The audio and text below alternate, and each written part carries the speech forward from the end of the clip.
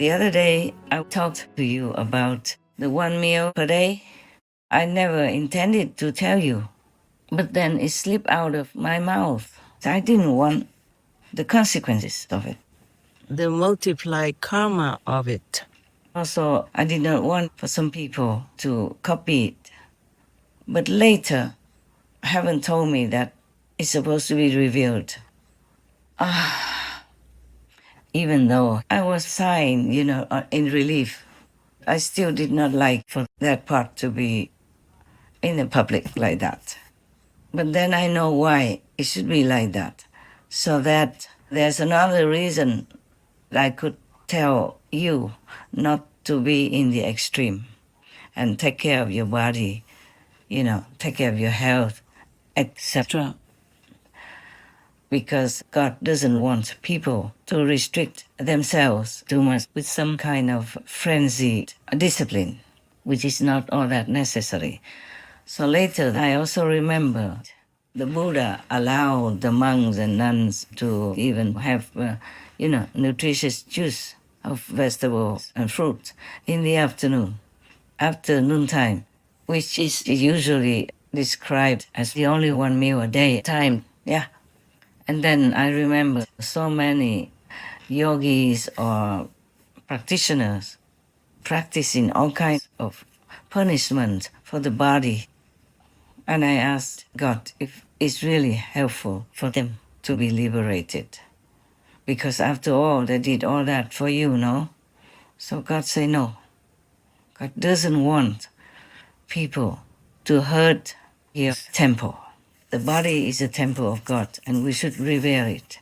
We should take good care of it, reasonably. I mean, not go to the extreme, of course, unless sometimes necessary. Like if you have to go on television, like Supreme Master Television, for example, then you have to dress up accordingly and do some makeup and all that. It's all my idea. I want the people in the world to understand each other, to get to know other nations or other regions' costumes, yes, and traditions. The more they know, the better. So we do all kinds of shows to bring the citizens of the world together in some respectful, loving, understanding spirit, that we should live together in that way.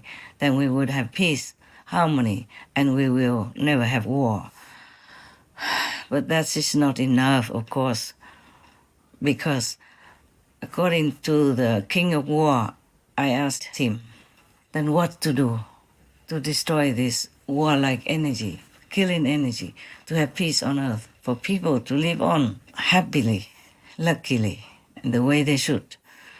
Then he told me, the karma force is extremely overwhelming, and the killing karma can never be destroyed unless the world people, his words, yeah, I quote him, quote, unless the world people change their way of life and completely cut off from violence, from killing, then war will be destroyed. Peace will come and permanently prevail, unquote. Now, we have been working for decades. I was feeling kind of lonely, working almost alone. But nowadays, with the internet system, with the communication spreading out all over the planet, I feel that so many accompanying citizens of the world are really motivated toward peace and try their best to advocate that through the animal people free diet to the vegan regimen, the vegan way of life, yes, and many other similar or related ways. And I'm very happy and glad.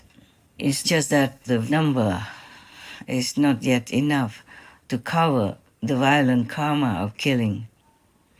We kill, oh my God, billions and billions of animal people yearly. How can we make up for that? How can we ever make up for that? Unless we all change to the benevolent way of life. Well, I guess even 5-year-old kids will understand what I'm saying. But the Maya magic is blinding everybody, deafening every ear, and dulling all this conscientious spirit within the heart of humans mostly. Other animal people contribute less violent karma than us.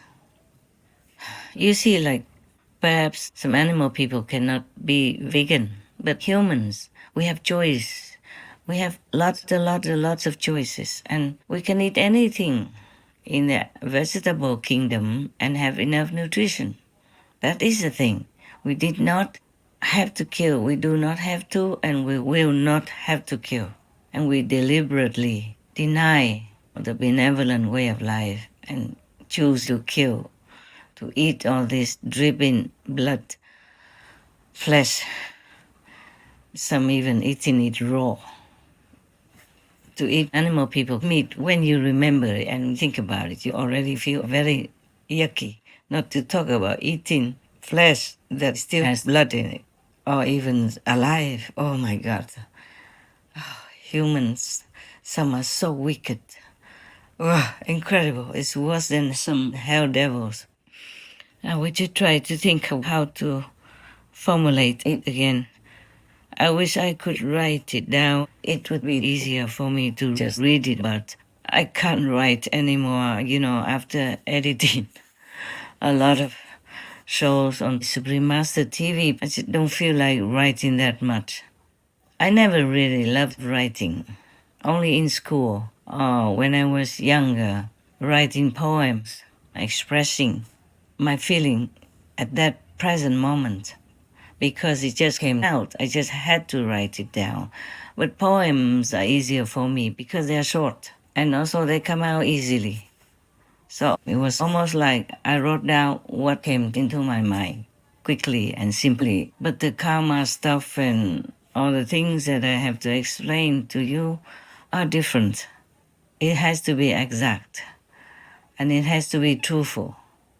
It's not just my personal feeling, but it has to be real and true. So it's more difficult than writing poems or short essays in school. Yeah. So you see, like, even in daily life, I don't write emails or anything. I don't have one anyway. I don't know how. Even if I knew how, I don't know if I like to write emails. Only if I have to write comments, corrections, or suggestions for the Supreme Master TV programs and contact some of my working team members. Otherwise, I just don't write anything except some short notes to remind me of things. And most important things, I mostly don't even note down. Like the conversation with the God of War, I forgot some of the words that he used. Well, it is of similar essence anyway. For example, the karma of violence or the energy of violence is similar, It denotes the same thing. And you will understand anyway what I try to convey to you. But otherwise, except for some idea or something I had to write and I didn't have time, or it was not the time to write to my team members, or I do not want to have any more radiation at the end of the day. I write it down by hand. Otherwise, I don't write to anybody, except when it's work for Supreme Master Television. And that's a lot of work for me already. Because if you wrote down some wrong letters, then you have to rewrite it again. And then you have to arrange it so that you write it at the same place or exact place.